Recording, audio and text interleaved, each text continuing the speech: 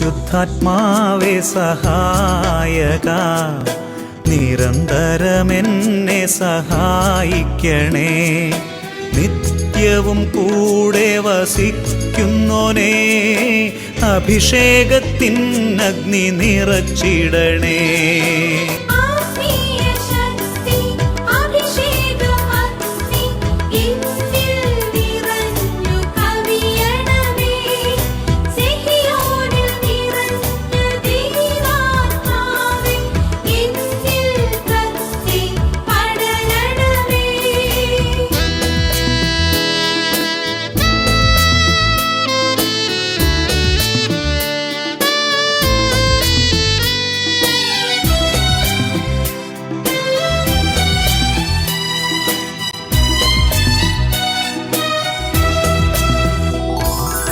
എന്നുള്ളിൽ നിറയുന്ന ദൈവിക ശക്തി ലൗകിക ശക്തിയെ തകർത്തിടുന്നു. പാപനീതി ന്യായ ബോധ്യങ്ങൾ ഹൃത്തിൽ നിറച്ചെന്നെ അഭിഷേചിക്കൂ.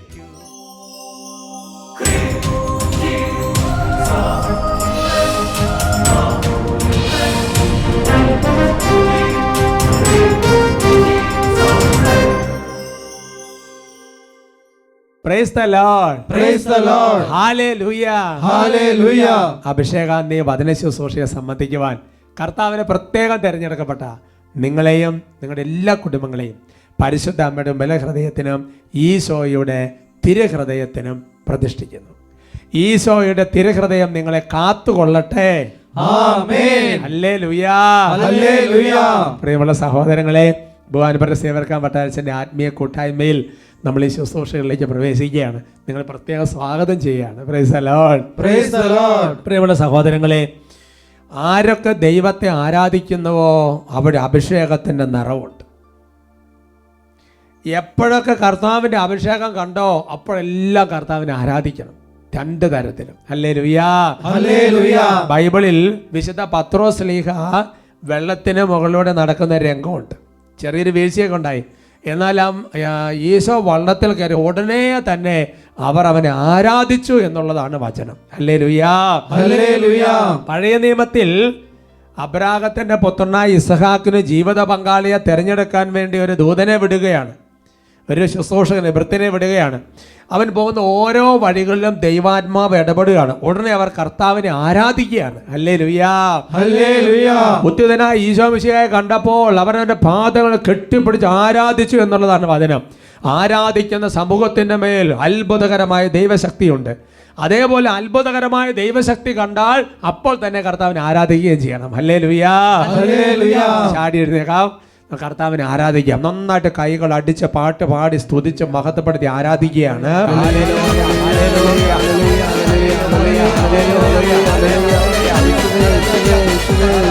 ആത്മാവിൽ ആരാധന, അഗ്നിയാൽ അഭിഷേകമേ. കൈകൾ അടിച്ച് ആത്മാവിൽ ആരാധന, അഗ്നിയാൽ അഭിഷേകമേ. വലിയ സന്തോഷത്തോടെ അഗ്നിയാൽ അഭിഷേകം ചെയ്തിടും ദാസന്മാർ ആത്മാവിൽ ജ്വലിച്ചിടട്ടെ. ആത്മാവിൽ ജ്വലിച്ചിടട്ടെ. അഗ്നിയാൽ അഭിഷേകം ചെയ്തിടും ദാസന്മാർ ആത്മാവിൽ ജ്വലിച്ചിടട്ടെ. ആത്മാവിൽ ജ്വലിച്ചിടട്ടെ. ഉയർത്തി കൈയടിച്ച് ആത്മാവിൽ ആരാധന, അഗ്നിയാൽ അഭിഷേകമേ. ആത്മാവിൽ ആരാധന, അഗ്നിയാൽ അഭിഷേകമേ. നന്നായിട്ട് ഇടത്തോട്ടും വലത്തോട്ടും ഒക്കെ അനകെ കൈകൾ അടിച്ച് പാട്ട് പാടി ആരാധിക്കുക. ഓ കർത്താവേ, അപ്പസ്തോലന്മാർ ശുശ്രൂഷ ചെയ്തുകൊണ്ടിരുന്നപ്പോൾ ആ സ്ഥലത്തെ നേതാക്കന്മാർ പ്രഭുക്കന്മാർ വിളിച്ചുകൂട്ടി പറഞ്ഞു, ഈ നാമത്തിൽ, യേശു എന്ന നാമത്തിൽ ഇനി സംസാരിക്കരുത്. അവര് പറഞ്ഞു, ഞങ്ങൾ സംസാരിക്കുക തന്നെ ചെയ്യും. യേശു എന്ന നാമം രാജ്യങ്ങൾ ഞെട്ടിവിറയ്ക്കുന്ന നാമം, ഭരണാധികൾ ഭയത്തോടെ നോക്കുന്ന നാമം, വിടുതൽ നൽകുന്ന നാമം യേശു നാമം. രാജ്യങ്ങൾ വിറയ്ക്കട്ടെ, യേശുവിൻ നാമത്തിൽ ദാസന്മാർ പുറപ്പെടട്ടെ. ദാസന്മാർ പുറപ്പെടട്ടെ. ഒരുമിച്ച് ആത്മാവിൽ ആരാധന, അഗ്നിയാൽ അഭിഷേകം. ആടി പാടി ആരാധിക്കുന്ന ആത്മാവിൽ ആരാധന, അഗ്നിയാൽ അഭിഷേകമേ. ബാലന്മാർ, വൃദ്ധന്മാർ, യുവതി യുവാക്കന്മാർ ആത്മാവിൽ ജ്വലിച്ചിടട്ടെ, ആത്മാവിൽ ജ്വലിച്ചിടട്ടെ. സംഭവിക്കട്ടെ. ആത്മാവിൽ ആരാധന, അഗ്നിയാൽ അഭിഷേകമേ. ആത്മാവിൽ ആരാധന, അഗ്നിയാൽ ഓ അഭിഷേകം. കർത്താവേ, സകലവിധ ചെടിക പാപങ്ങളുടെ കെട്ടുകൾ ഇപ്പോൾ തകരട്ടെ കർത്താവേ. ശരീരത്തിൽ മദ്യപാനം, വ്യഭിചാരം, പുകവലി, സ്വയംഭോഗം, സ്വർഗഭോഗം, പോണോഗ്രഫി, ദുരുപയോഗിക്കൽ എന്ന് തുടങ്ങി ശരീരത്തെ അശുദ്ധമാക്കുന്ന സകല പാപത്തിന്റെ കെട്ടുകളും അഭിഷേകത്തിന്റെ ശക്തിയാൽ ഇപ്പോൾ വിടുതൽ പ്രാപിക്കട്ടെ. സകല ജഡത്തിന്മേലും യേശുവിൻ ആത്മാവ് ശക്തിയായി വെളിപ്പെടുന്നു, ശക്തിയായി വെളിപ്പെടുന്നു. ആത്മാവിൽ ആരാധന, അഗ്നിയാൽ അഭിഷേകമേ. ആത്മാവിൽ ആരാധന, അഗ്നിയാൽ കൈകൾ ഉയർത്തി തുള്ളി അഭിഷേകം. ചാടി ആത്മാവിൽ ആരാധന, അഗ്നിയാൽ അഭിഷേകമേ. അഭിഷേകം.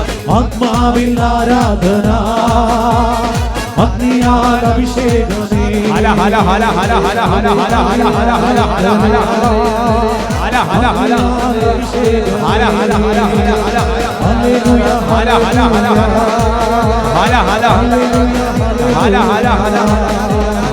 ഹല ഹല ഹല ഹല ഹല.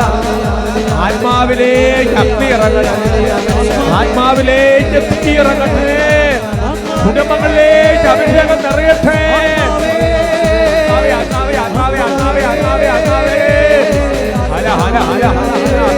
ശരീരത്തിലും മനസ്സിലും ആത്മാവിലും ഇപ്പോൾ ഉണർവ് പ്രാപിക്കട്ടെ.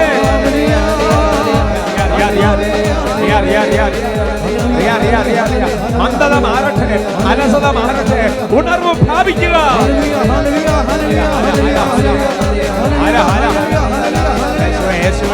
ആരാധന ആരാധന. സ്തുതിക്കുന്നു സ്തുതിക്കുന്നു സ്തുതിക്കുന്നു സ്തുതിക്കുന്നു സ്തുതിക്കുന്നു സ്തുതിക്കുന്നു സ്തുതിക്കുന്നു സ്തുതിക്കുന്നു. സ്വയം സ്വയം ആരാധന ആരാധന ആരാധന ആരാധന. Praise the Lord. Praise the Lord. Hallelujah.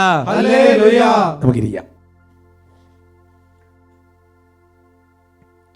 ഇന്ന് നമ്മൾ ചിന്തിക്കുന്ന വിഷയം ബലിഷ്ഠമായ ആശ്രയ കേന്ദ്രങ്ങൾ.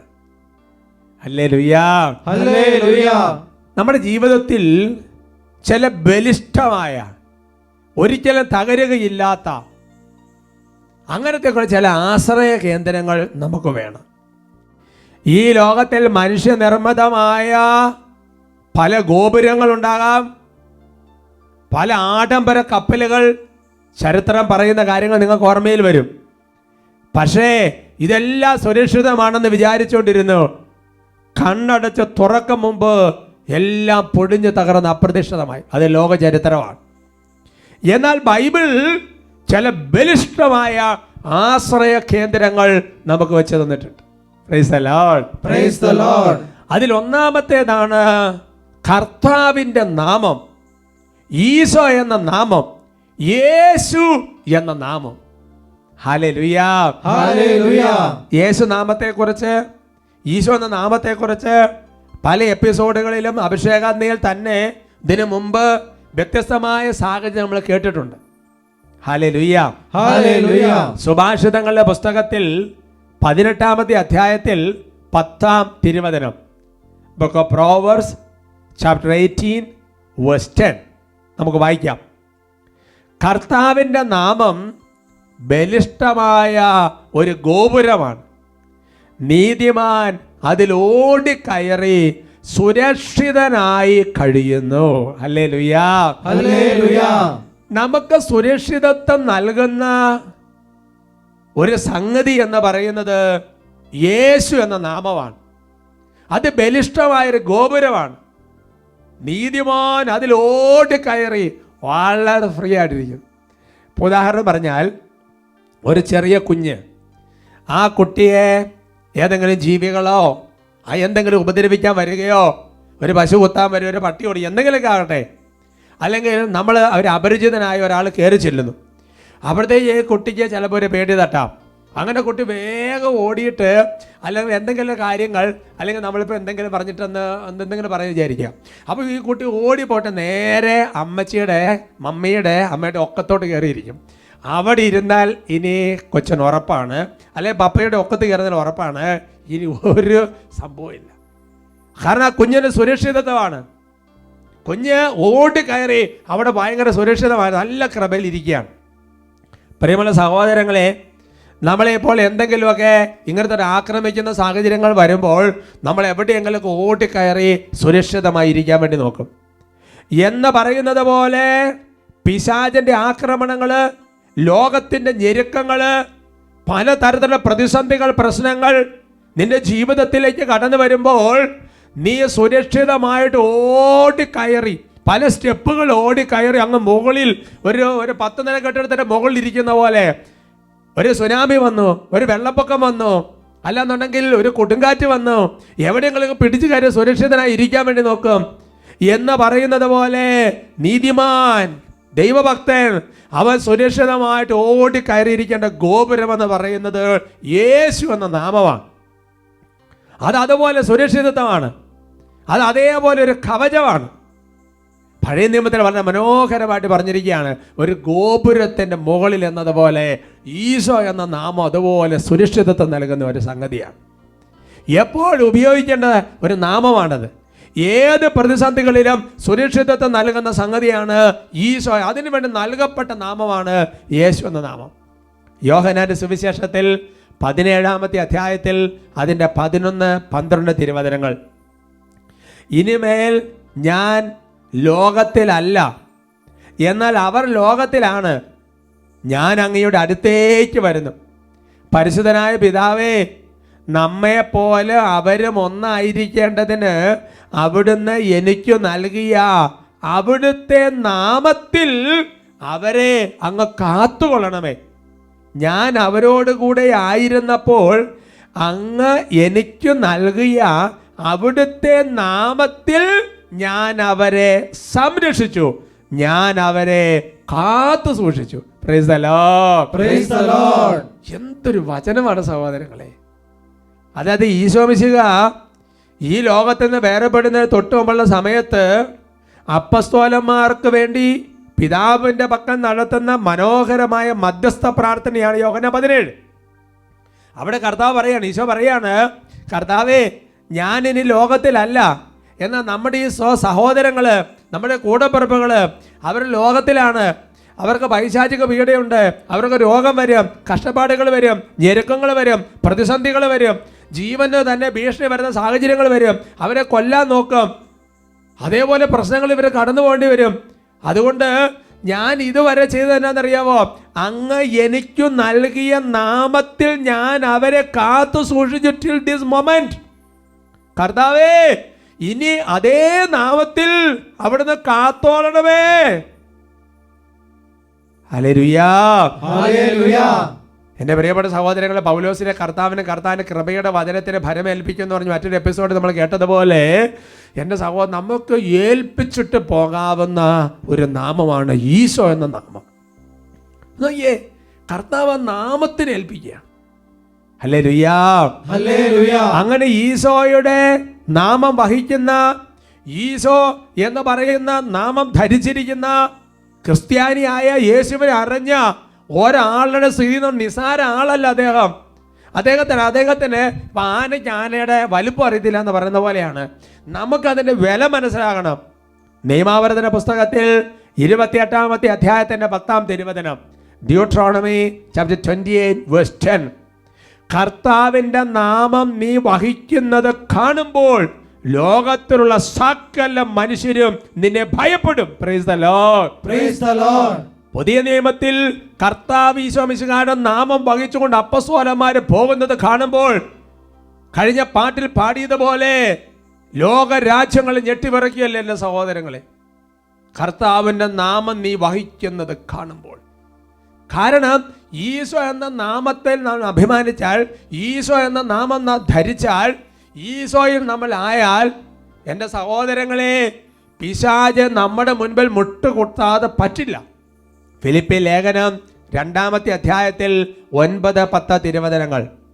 ആകയാൽ ദൈവം അവനെ അത്യധികം ഉയർത്തി എല്ലാ നാമങ്ങൾക്കും ഉപരിയായ നാമം നൽകുകയും ചെയ്തു.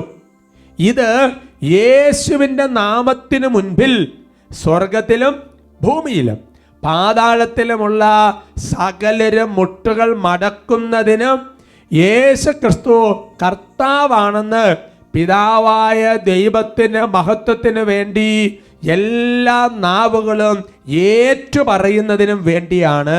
ഹല്ലേലൂയാ, ഹല്ലേലൂയാ. അപ്പോൾ ഈശോ എന്ന നാമത്തിന് മുൻപിൽ ഈശോ എന്ന നാമം ഉച്ചരിക്കുന്ന കേട്ട് കഴിഞ്ഞാൽ തിന്മയ്ക്ക് മുട്ടുമടക്കാതിരിക്കാൻ പറ്റുകയില്ല. അതാണിത്. സുരക്ഷിതത്വം നൽകുന്ന നാമമാണ്, ഇത് കാക്കുന്ന നാമമാണ്, ഇത് ദുഷ്ടന്റെ കണ്ണിൽ നിന്ന് മറച്ചു പിടിക്കുന്ന നാമമാണ്, ഇത് സ്വർഗം തുറക്കപ്പെടുന്ന നാമമാണ്, ഇത് പരിശുദ്ധാത്മാവിനെ വർഷിക്കുന്ന നാമമാണ്, ഇത് രക്ഷയ്ക്ക് വേണ്ടി നൽകപ്പെട്ട നാമമാണ്.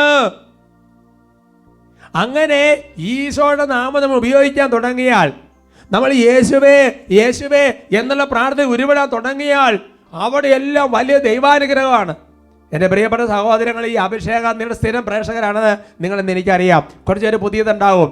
അതിനകത്ത് യേശുനാമത്തിൻ്റെ ശക്തി എന്ന് പറയുന്ന ബഹുമാനപ്പെട്ട സേവർക്കാൻ വട്ടാരച്ചൻ ആദ്യ കാലങ്ങളിൽ എഴുതിയ ആ പുസ്തകത്തിൽ ഈശോ എന്നുള്ള നാമത്തിൻ്റെ ശക്തിയെക്കുറിച്ചുള്ള അതിൻ്റെ കുറച്ച് വചനങ്ങളാണ്.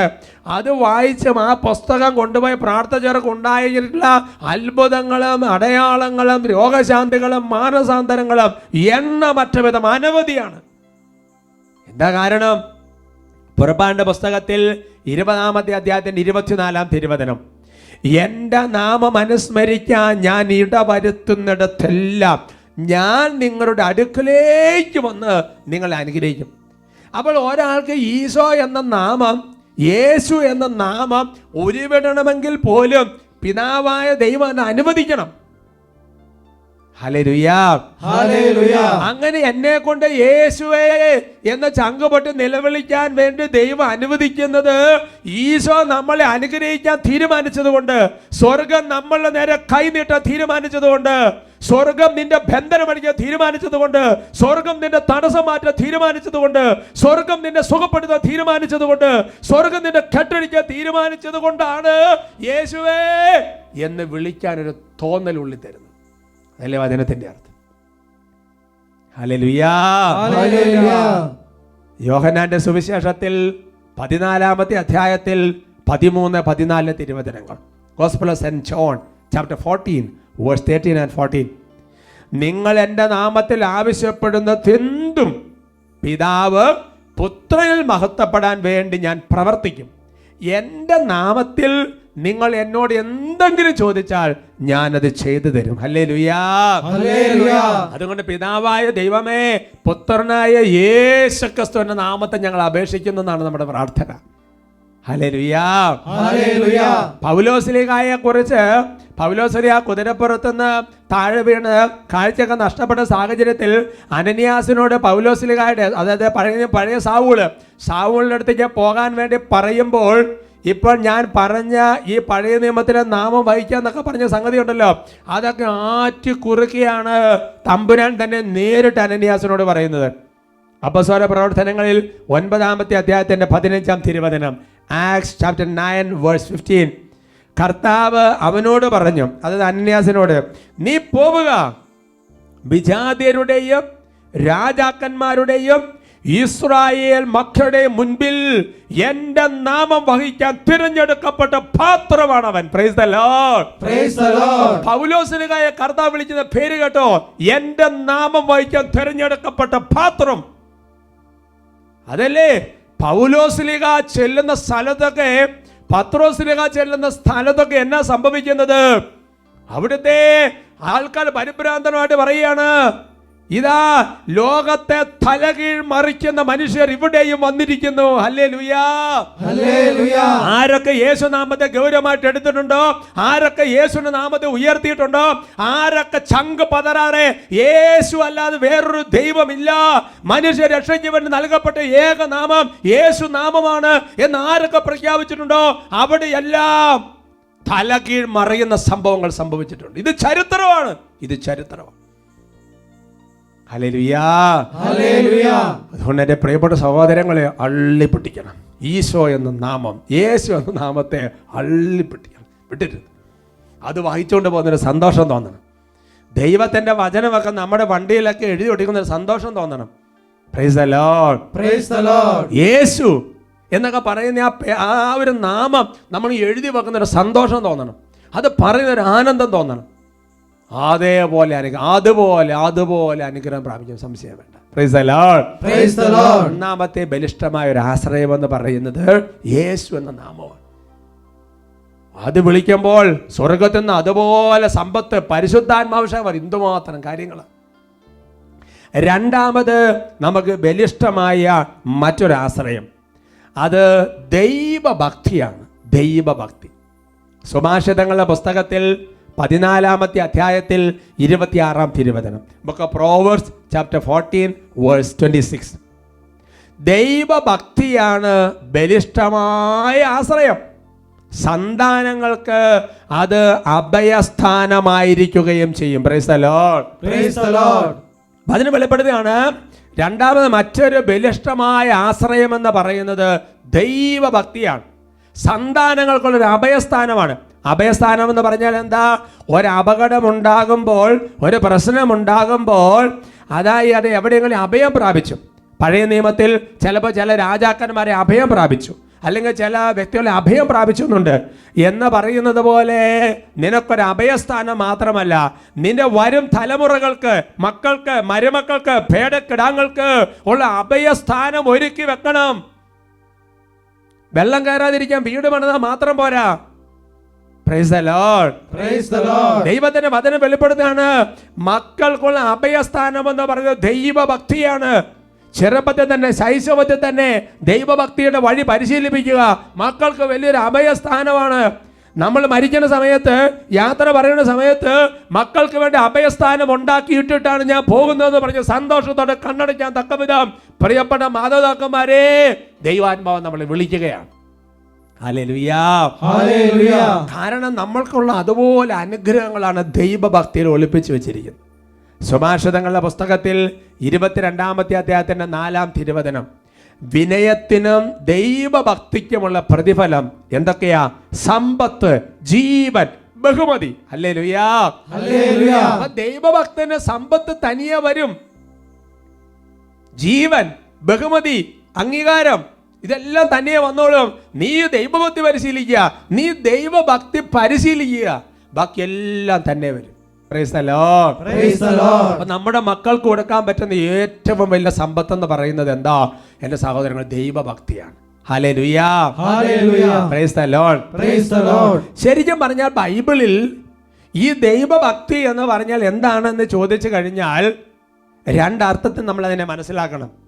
ഒന്ന്, നമ്മൾ ആത്മീയ കാര്യങ്ങളിൽ ശുഷ്കാന്തി, തീക്ഷ്ണത, വിശുദ്ധ കുർബാന, കൗദാശിക ജീവിതം, ജപമാല ചൊല്ലൽ, യാമപ്രാർത്ഥനകൾ, അത് വളരെ ഭക്തിയോടെ, ശ്രദ്ധയോടെ, അങ്ങനെ ഒരു അർത്ഥത്തിൽ നമ്മളതിനെ മനസ്സിലാക്കണം. എന്നാൽ യാക്കോബ് ശ്ലീഹ ദൈവഭക്തിയെക്കുറിച്ച് മനോഹരമായിട്ട് പറഞ്ഞിട്ടുണ്ട്. യാക്കോബ് ലേഖനത്തിൽ 1-ാമത്തെ അധ്യായം 26-27 തിരുവചനങ്ങൾ, താൻ ദൈവഭക്തനാണെന്ന് ഒരുവൻ വിചാരിക്കുകയും തൻ്റെ നാവിനെ നിയന്ത്രിക്കാതെ ഹൃദയത്തെ വഞ്ചിക്കുകയും ചെയ്താൽ അവൻ്റെ ഭക്തി വ്യർത്ഥമത്രേ. പിതാവായ ദൈവത്തിൻ്റെ മുൻപിൽ പരിശുദ്ധവും നിഷ്കളങ്കവുമായ ഭക്തി ഇതാണ്: അനാഥരുടെയും വിധവകരുടെയും ഞെരുക്കങ്ങളിൽ അവരുടെ സഹായത്തിനെത്തുക, ലോകത്തിൻ്റെ കളങ്കമേൽക്കാതെ തന്നെ തന്നെ കാത്തു സൂക്ഷിക്കുക. സന്തോഷത്തോടെ പറയാം ഹല്ലേലൂയാ, ഹല്ലേലൂയാ. അപ്പോൾ അതിന് വെളിപ്പെടുത്തുകയാണ് ദൈവഭക്തി എന്ന് പറയുന്നത് പാപത്തിൻ്റെ മാലിന്യമേൽക്കാതെ നമ്മുടെ ജീവിതത്തെ കാത്തു സൂക്ഷിക്കുകയും അതോടൊപ്പം തന്നെ പാവപ്പെട്ടവന്റെ ജീവിതത്തിൽ ഇടപെടുകയും കൂടി ചെയ്യണം. ഇത് രണ്ടും ചെയ്തോണ്ട് നമ്മൾ ദൈവത്തെ ആരാധിക്കുന്നതിൻ്റെ യഥാർത്ഥത്തിലുള്ള ദൈവഭക്തി. ചില മനുഷ്യരെ സംബന്ധിച്ചിടത്തോളം അവൾ ആത്മീയ കാര്യങ്ങൾ എല്ലാത്തിലും മുന്നിട്ട് നിൽക്കും, പക്ഷേ ഒരു മനുഷ്യന് നേരെ സഹായത്തിൻ്റെ കരം നീട്ടുകയല്ല, എല്ലാ പാപത്തിലും ഞാൻ ജീവിക്കുകയും ചെയ്യും. ചില മനുഷ്യർ നേരെ തിരിച്ചാണ്, ഒരുപാട് സഹായങ്ങൾ നന്മ പ്രവർത്തികൾ എന്തൊക്കെ ചെയ്യും, പക്ഷേ ആത്മീയ കാര്യങ്ങൾക്ക് പള്ളിയിൽ ഒരു കാര്യത്തിന് പോകുകയല്ല. ഇതല്ല, ഇത് മൂന്നും കൂടി വരണം. ലോകത്തിന് കളങ്കമേശ നമ്മളെ തന്നെ കാത്തു സൂക്ഷിക്കണം, ഒപ്പം തന്നെ നമ്മളാൽ ചെയ്യുന്ന നന്മ എല്ലാ സഹോദരങ്ങൾക്ക് ചെയ്യണം. അത് രണ്ടിൻ്റെ കൂടെ ഒപ്പം എൻ്റെ സഹോദരങ്ങളെ ദൈവാരാധനയുടെ ആധ്യാത്മികത വളർത്തിയെടുക്കണം. അതുകൊണ്ടാണ് സഹോദരങ്ങളെ തോബിത്തിന്റെ പുസ്തകത്തിൽ 4-ാമത്തെ അധ്യായത്തിന്റെ 21-ാം വാക്യം ഇങ്ങനെ പഠിപ്പിക്കുന്നത്. അപ്പൻ തോബിത്ത മകൻ തോബിയാസിന് ഉപദേശം കൊടുക്കുകയാണ്, മകനെ, നമ്മൾ ദരിദ്രരായി തീർന്ന നിനക്ക് ആദ്യം വേണ്ട, നിനക്ക് ദൈവത്തോട് ഭക്തി ഉണ്ടായിരിക്കുകയും നീ പാപത്തിന് ഒഴിഞ്ഞു നിൽക്കുകയും അവിടത്തേക്ക് പ്രീതികരമായത് അനുഷ്ഠിക്കുകയും ചെയ്താൽ നിനക്ക് വലിയ സമ്പത്ത് കൈവരും. അതല്ലേ യാക്കോബ് ശ്ലീഹ പറഞ്ഞത്. എന്താ തോബിത്തിന്റെ പ്രത്യേകത? ഒരുപാട് നന്മ പ്രവർത്തികൾ ചെയ്യണ്ടാത്ത നന്മ പ്രവർത്തി ചെയ്തയാളാണ് ഈ പറയുന്ന തോബിത്ത് എന്ന് പറയുന്നത്. അതേപോലെ ദൈവത്തോട് ഭക്തി ഉണ്ടായിരുന്നു. ലോകത്തിന്റെ കളകമേശാതെ പാപമേക്കാതെ തന്നെ കാത്തു സൂക്ഷിച്ചു. അതാണ് ദൈവഭക്തൻ. എന്നൊരു ഉപദേശം കൊടുക്കുക, നിനക്കിപ്പോൾ സാമ്പത്തികമായിട്ട് കുറവില്ല, ഇതെല്ലാം ദൈവഭക്തി ഉണ്ടെങ്കിൽ തന്നോളും. അതുകൊണ്ട് എൻ്റെ പ്രിയപ്പെട്ട സഹോദരങ്ങളെ, ദൈവഭക്തിയോടെ ഈശോ എന്ന നാമത്തെ അള്ളിപ്പിടിച്ച് സ്വർഗത്തിന് യാത്രയാകാൻ കർത്താവ് നമ്മളെ അനുഗ്രഹിക്കട്ടെ.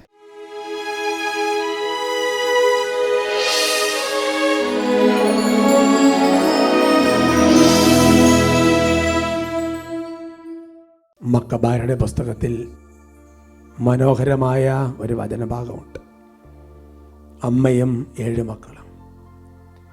ആ അമ്മയെക്കുറിച്ച് ബൈബിൾ ഇങ്ങനെ സാക്ഷ്യപ്പെടുത്തുന്നുണ്ട്.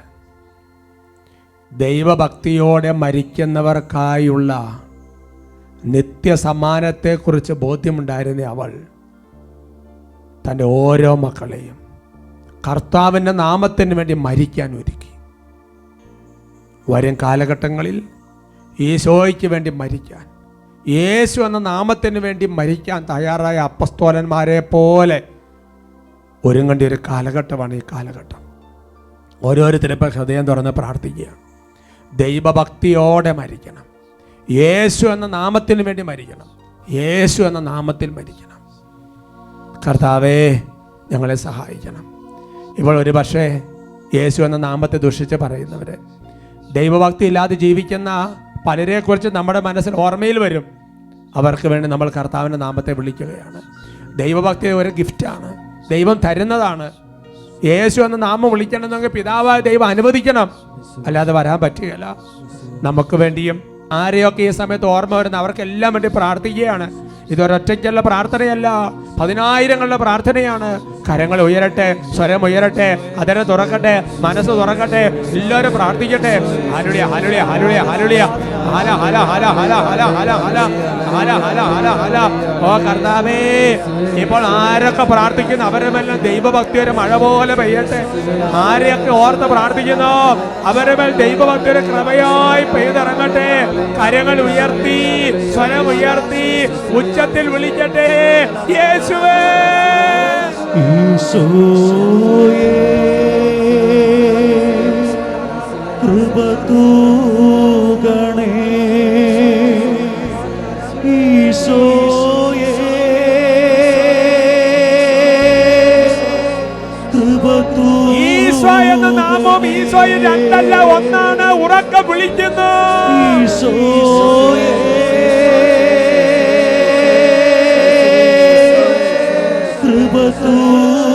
കർത്താവേ കാത്തോളണമേ, ഈശോയെ സുഖപ്പെടുത്തണമേ.